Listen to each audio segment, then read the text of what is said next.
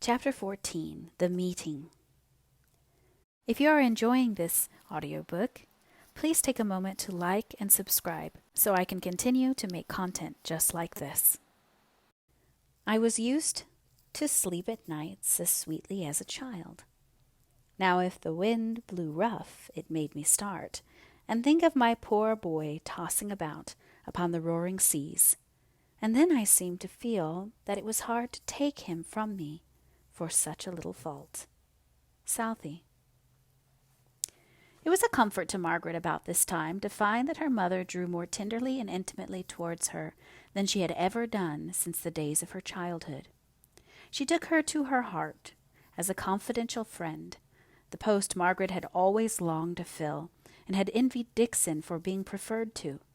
Margaret took pains to respond to every call made upon her for sympathy, and they were many, even when they bore relation to trifles which she would no more have noticed or regarded herself than the elephant would perceive a little pin at his feet, which yet he lifts carefully up at the bidding of his keeper.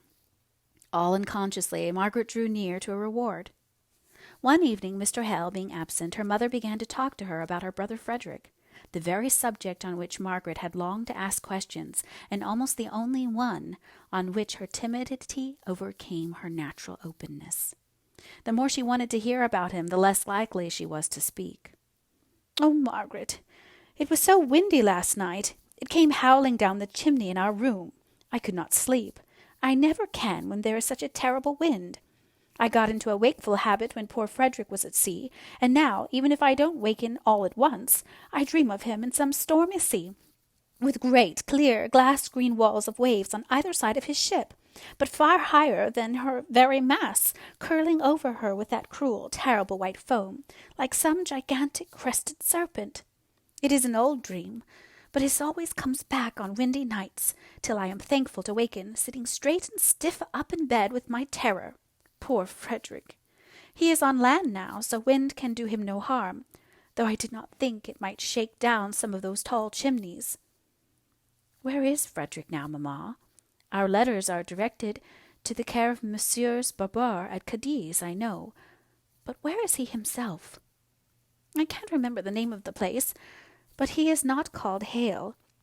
You must remember that, Margaret. Notice the F.D. in every corner of the letters. He has taken the name of Dickinson. I wanted him to have been called Beresford, to which he had a kind of right, but your father thought he had better not. He might be recognized, you know, if he were called by my name." "Mamma," said Margaret, "I was at Shaw's when it all happened, and I suppose I was not old enough to be told plainly about it. But I should like to know now, if I may, if it does not give you too much pain to speak about it." "Pain? No," replied Mrs. Hale, her cheek flushing. "Yet it is pain to think that perhaps I may never see my darling boy again. Or else he did write, Margaret. They may say what they like, but I have his own letters to show, and I'll believe him, though he is my son, sooner than any court-martial on earth. Go to my little Japan cabinet, dear, and in the second left-hand drawer you will find a packet of letters." Margaret went. There were the yellow sea-stained letters with the peculiar fragrance which ocean letters have. Margaret carried them back to her mother, who untied the silken string with trembling fingers, and examining their dates, she gave them to Margaret to read, making her hurried, anxious remarks on their contents, almost before her daughter could have understood what they were. "You see, Margaret, how from the very first he disliked Captain Reed. He was second lieutenant in the ship, the Orion, in which Frederick sailed the very first time. Poor little fellow!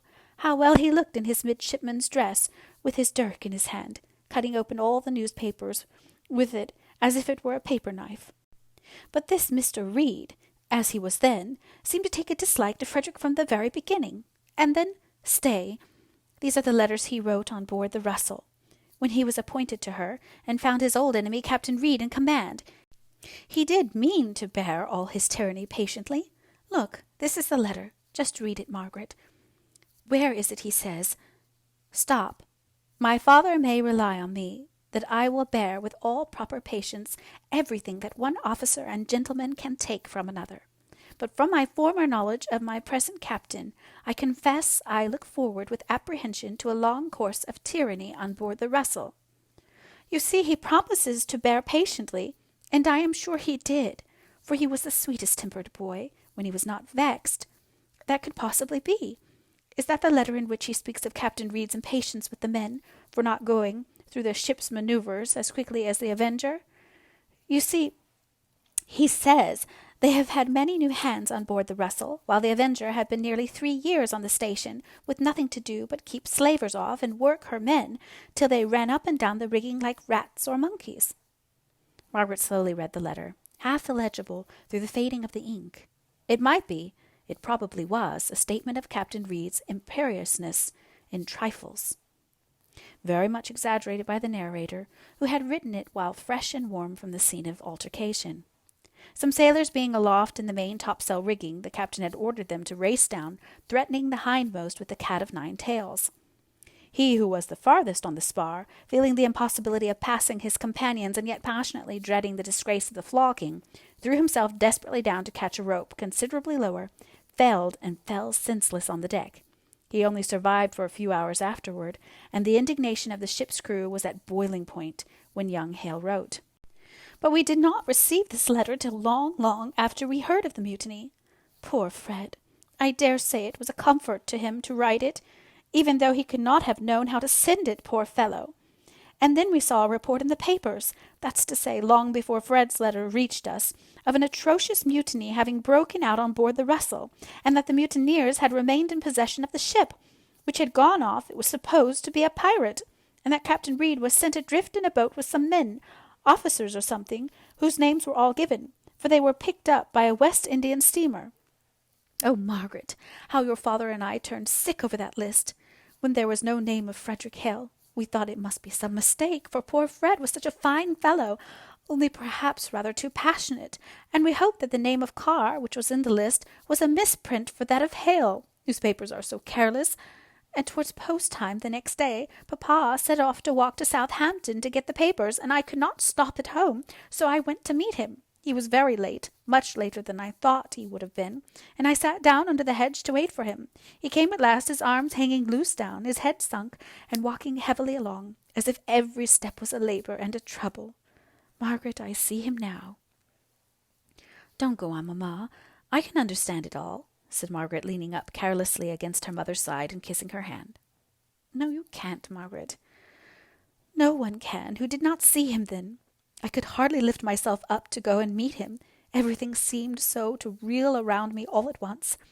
And when I got to him, he did not speak or seem surprised to see me there, more than 3 miles from home, beside the oldham beech tree. But he put my arm in his and kept stroking my hand, as if he wanted to soothe me to be very quiet under some great heavy blow. And when I trembled so all over that I could not speak, he took me in his arms and stooped down his head on mine and began to shake and to cry in a strange, muffled, groaning voice, till I, for very fright, stood quite still and only begging him to tell me what he had heard. And then, with his hand jerking, as if someone else moved it against his will, he gave me a wicked newspaper to read, calling our Frederick a traitor of the blackest dye, a base, ungrateful disgrace to his profession. Oh, I cannot tell what bad words they did not use. I took the paper in my hands as soon as I had read it. I tore it up to little bits. I tore it. Oh, I believe, Margaret, I tore it with my teeth.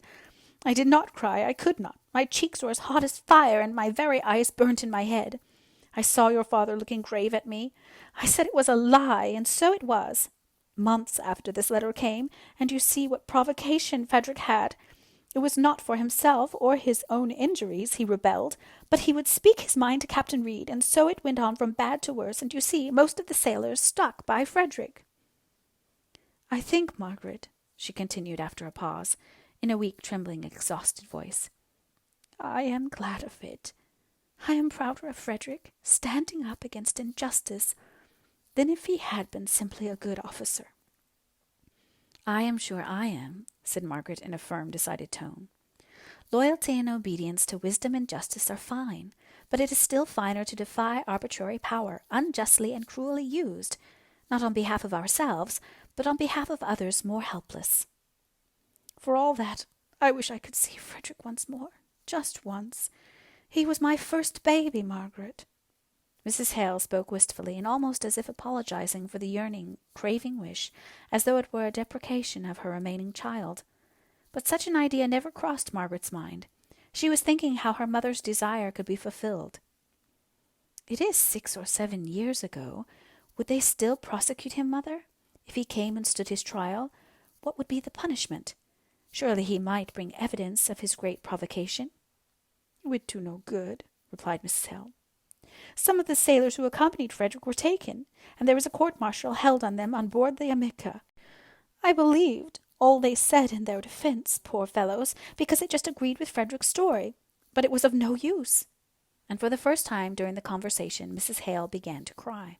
Yet something possessed Margaret to force the information she foresaw, yet dreaded from her mother. "What happened to them, mamma?" asked she.